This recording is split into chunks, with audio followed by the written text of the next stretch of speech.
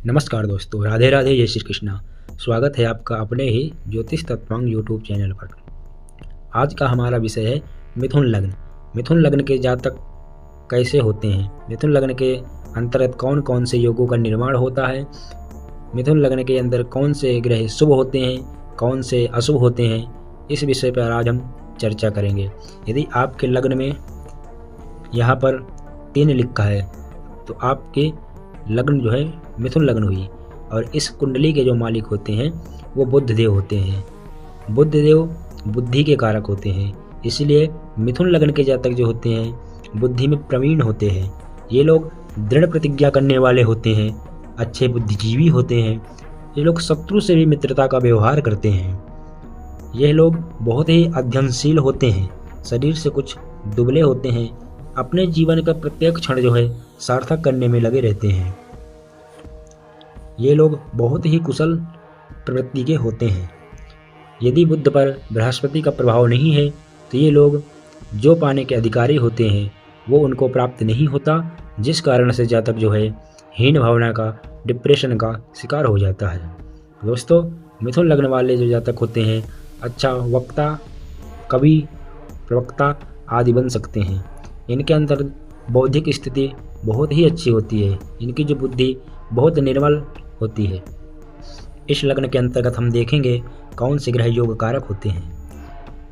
यदि योग कारक ग्रह नहीं है तो उनका उपाय हम जानेंगे कि हमारे कुंडली में हम अपने ग्रहों को कैसे बलवान कर सके, जो हमारी कुंडली स्ट्रॉन्ग हो जाए और हमको बहुत अच्छा फल मिलने लगे। तो दोस्तों, मिथुन लग्न के अंतर्गत बुध जो है लग्नेश और चतुर्थेश होते हैं।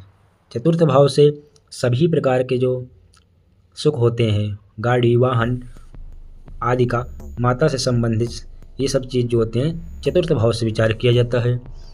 तो बुध यहाँ पर योग कारक होते हैं, तो बुध यहाँ पर जो है जातक को बहुत अच्छा फल देते हैं। इस लग्न में धनेश चंद्र होते हैं। चंद्र जो होते हैं बुध के शत्रु होते हैं, और जो चंद्र जो धन भाव भी जो है मारक भाव होता है, इसलिए चंद्र इसमें जो होते हैं वो मारक होते हैं, अशुभ होते हैं। इस लग्न के अंतर्गत सूर्य जो होते हैं वो तृतीयेश होते हैं और सूर्य बुध के मित्र होते हैं, इसलिए सूर्य जो है बुध के मित्र हैं। तो इस कुंडली में सूर्य जो है सम होते हैं। पंचम भाव के स्वामी शुक्र होते हैं और इनकी एक राशि व्यय भाव में पड़ी है। शुक्र की मूल त्रिकोण राशि पंचम में पड़ी है और शुक्र जो है बुध को मित्र मानते हैं, इसलिए ये जो है शुक्र इस कुंडली में योग कारक होते हैं। इसमें जो है मंगल जो है षष्ठेश और लाभेश होते हैं। मंगल ये षष्ठम भाव भी जो है खराब भाव है, रोग, ऋण, शत्रु आदि का भाव है, और यह भी त्रिक भाव की संज्ञा में आता है, इसलिए मंगल इसमें अशुभ होता है। इस लग्न में गुरु जो है सप्तमेश और दशमेश होते हैं। गुरु जो है केंद्रादि दोष से युक्त हो जाते हैं, फिर भी गुरु जैसी स्थिति में बैठेंगे उसके अनुसार फल देते हैं। यहाँ पर गुरु को हमने सम मान लिया है। शनि इस लग्न में जो है अष्टमेश और भाग्येश होते हैं। शनि इस लग्न में जो होते हैं योग कारक होते हैं। शनि की एक राशि अष्टम भाव मृत्यु भाव में पड़ी है, फिर भी जो है शनि की मूल त्रिकोण राशि जो है अति शुभ भाव त्रिकोण भाव में पड़ी है, इसलिए, और शनि जो है बुध को मित्र मानते हैं, इसलिए भी शनि इसमें योग कारक होते हैं। इस लग्न में जो है बुध, सूर्य, शुक्र, शनि ये योग कारक होते हैं। गुरु को सम माना जाता है, और जो है मारक ग्रह जो अशुभ ग्रह होते हैं वह चंद्र और मंगल होते हैं। दोस्तों, इस कुंडली में हम देखते हैं कौन कौन से योगों का निर्माण होता है। तो देखिए, यदि यहाँ पर बुध बैठ जाएगा, पहला ही यहाँ पर योग एक बन जाएगा। पंच महापुरुष योग में से एक योग भद्र नाम का जो है बुध यहाँ बना देते हैं, और यहाँ यदि बुध बैठेंगे तो यहाँ और अच्छा बुध बनाएंगे योग, क्योंकि ये उच्च राशि और मूल त्रिकोण राशि बुध की होती है, इसलिए इस जातक को वाहन, प्रॉपर्टी आदि का सुख बुध यहाँ पर बहुत अच्छा दिलाएंगे। और यहाँ यदि मंगल यहाँ का स्वामी होता है जैसे, तो मंगल यदि इस भाव में और इस भाव में बैठ जाए, मंगल इसमें हालांकि अशुभ होता है लेकिन फिर भी मंगल की ऐसी परिस्थिति कुछ बन जाए तो यहाँ पर विपरीत राजयोग का निर्माण हो जाएगा। जो मंगल अशुभ फल दे रहा है इस लग्न में, वह मंगल भी योग कारक हो जाएगा शुभ फल देने में बाध्य हो जाएगा, क्योंकि अगर मंगल यहाँ का स्वामी यहाँ बैठ जाए या फिर यहाँ बैठ जाए तो विपरीत राजयोग का निर्माण कर देगा और मंगल जो है अच्छा फल देगा।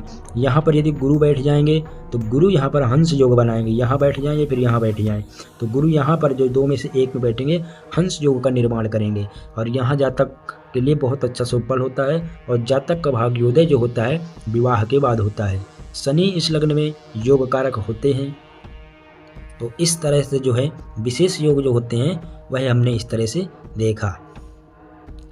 यदि आपके कुंडली में कोई योग नहीं बन रहा या फिर बन रहा है, तो जैसे कि कोई अंश ना हो या फिर अस्त हो गया हो ग्रह, किसी भी प्रकार ग्रह निर्बल हो और वह योग हमको फल देने में सक्षम ना हो पाए, तो हमको उपाय क्या करना है।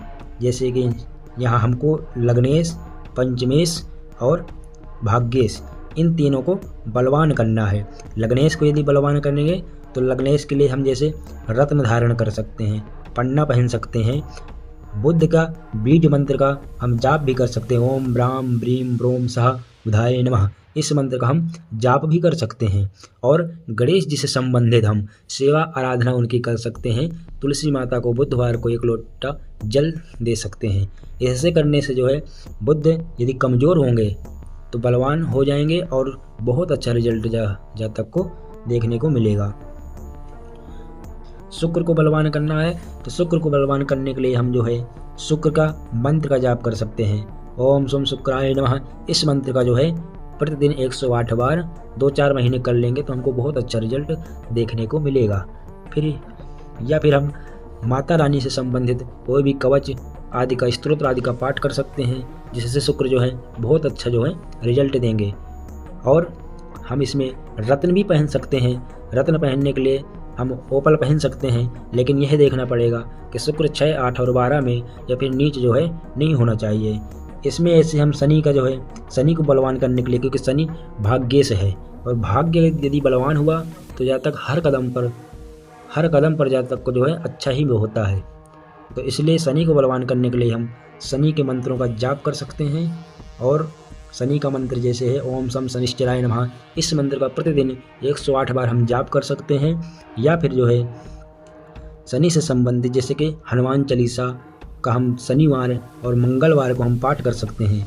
रत्न पहनने के लिए जो है जैसे अब जिसका रत्न पहनेंगे तो ये जो है अष्टमेश भी है। अब कोई ग्रह का अगर हम रत्न पहनते हैं तो उसका मतलब यह होता है कि हम उसकी ऊर्जा को बढ़ा रहे हैं। यदि शनि की ऊर्जा को बढ़ाएंगे तो शनि अष्टमेश भी है, तो शनि आपकी आयु तो बढ़ा देगा, लेकिन कई बार क्या होता है कि कोई ग्रह हमको कुछ अच्छा देता है तो कुछ वो बुरा भी करता है। इसी प्रकार जैसे मान लो शनि यहाँ बैठ गए और शनि यहाँ बैठेंगे तो जातक को बहुत परिश्रम करना पड़ेगा, फिर भी जातक को सफलता नहीं मिलती। और शनि यहाँ बैठेंगे तो यहाँ से शनि की तृतीय दृष्टि जो है पंचम भाव पर पड़ेगी। पंचम भाव से संबंधित जो चीज़ें हैं उन पर शनि की विघ्न आएगा। जैसे विद्या होती है, विद्या को जल्दी विद्या नहीं आना, उसकी मंत्रणा शक्ति धीमी हो जाना, और रिलेशनशिप को लेकर के प्रेम आदि के मामलों में लेकर के यहाँ पर शनि जो है खराब करेंगे। और पुत्र संतान आदि का गर्भाशय आदि का भी यहीं से विचार किया जाता है, इसलिए मिसगैरेज आदि शनि कराएंगे। शनि जो है स्त्री ग्रह है, शनि की दृष्टि यहाँ पर पड़ने से जो है स्त्री ग्रह है, इसलिए अधिक पुत्रियों का योग बना देंगे और जो है पेट से संबंधित समस्याएं दे देंगे। और यदि शनि यहाँ बैठेंगे तो फिर यहाँ क्या है कि भाग्य से यहाँ से पिता का भी विचार होता है, तो क्या है कि यहाँ शनि बैठ जाएंगे षष्टम में तो पिता को रोग दे देंगे। इस तरह से शनि का रत्न नहीं पहन करके आप शनि का जो है उपाय कीजिए, पूजा पाठ के माध्यम से जो है शनि को बलवान कीजिए और शनि का फिर आपको बहुत ही अच्छा रिजल्ट देखने को मिलेगा।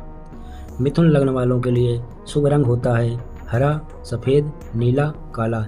इनके लिए शुभ दिन होता है बुधवार, शुक्रवार, शनिवार। दोस्तों इस तरह से मिथुन लग्न के जातकों के कुंडली में योग बनता है। और जो है इस तरह से जो योग नहीं बन रहा हो तो आप इस तरह इनका उपाय कर लाभ इनसे लिया जा सकता है और आपको बहुत ही अच्छा इसमें से शुभ परिणाम देखने को मिलेगा। दोस्तों आज के लिए इतना ही, मिलते हैं अगली वीडियो कर्क लग्न को लेकर के। यदि आपने अभी तक हमारे चैनल को सब्सक्राइब नहीं किया तो सब्सक्राइब करें, वीडियो को लाइक करें, कमेंट करें। मिलते हैं अगले वीडियो कर्क लग्न पर। स्वस्थ रहिए, खुश रहिए, राधे राधे करते रहिए। धन्यवाद।